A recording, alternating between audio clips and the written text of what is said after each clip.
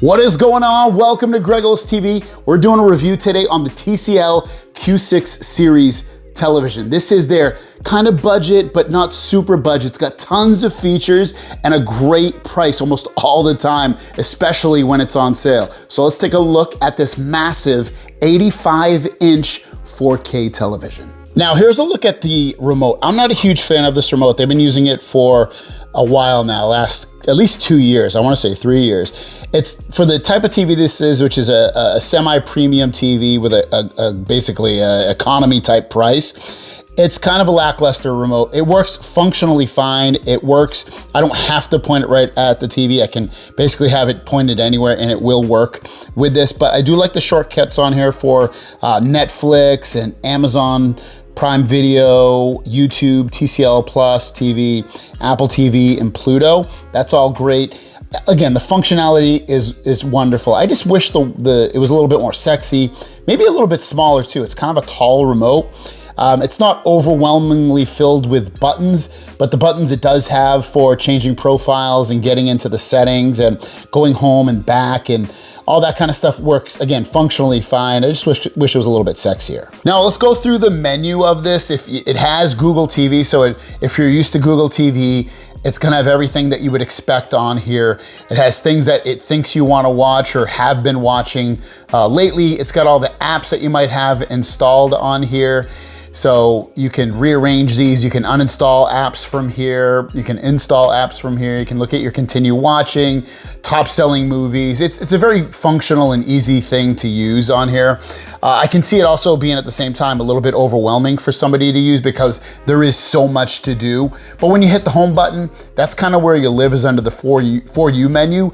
But then you have live television in here. So if you have YouTube TV or one of the free streaming live TV apps, that stuff should show up in here as well. You've got all the apps that you can download and that you already have on your television. So you can come in here and browse for television programs and light gaming and things like that. All that stuff is right in here to do and have fun with. Actually, maybe this game's not, maybe this doesn't have games, but it definitely has all the streaming apps, library stuff that you've purchased on Google, and then TCL is just the TCL live TV programming, which is really, all the live TV streaming programs generally have a lot of the same stuff or very similar stuff. But if you don't pay for cable TV or satellite TV or one of the streaming TV networks, you can always come in here and just watch stuff that they have. There's tons of stuff. It's all ad provided. And then you can search for anything at the top here. You can go into settings, and within settings, you can go into your screensavers and inputs and pictures and all that. You can even go into all settings and mess with your displays and sounds, your channels and inputs.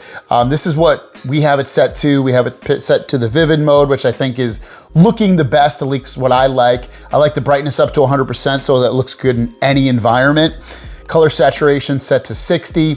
And I have that, when I do this, I do set it to all inputs. I just forgot to do it. So set it to all your inputs, so all your inputs look the same. But if you don't want to, you can set it just to the current input. And then also when you come back in here, you can go into, where is what I wanted to go? Intelligent settings, which I have this stuff turned off. I don't need it to adapt to the environment and what I'm looking at. I kind of like things to just stay the same, the way that they are. But again, if you want to mess with this kind of stuff and have that, the AI part of this television software to kick in, you can do that. And for some people, it can be super helpful. With the other thing in here, if you want to check for updates, this TV will get updates.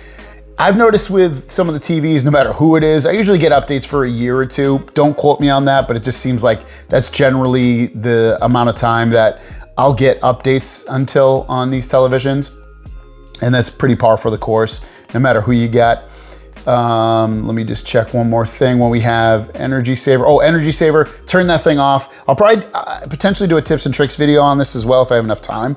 But yeah, definitely turn off energy saving. It dims everything down and it makes this TV not as spectacular as it potentially could be. So I would turn that off as well. Quick start, definitely want this on so your TV turns on really, really quickly. It's a great feature to have it turn on all my TVs as long as they have it. But yeah, software-wise, you're gonna be able to stream and watch anything that you want. Google TV is fantastic. Now here's how thick the television is, which not the thinnest, but actually, you know, for this being such a large television at 85 inches, it looks pretty good in terms of the thickness.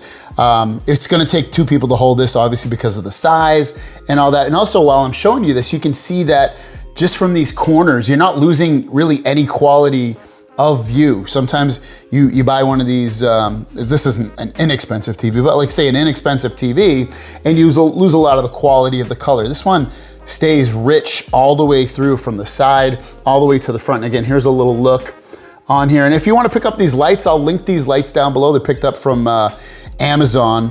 They're from the TP Link company, but everything's really, really nicely set.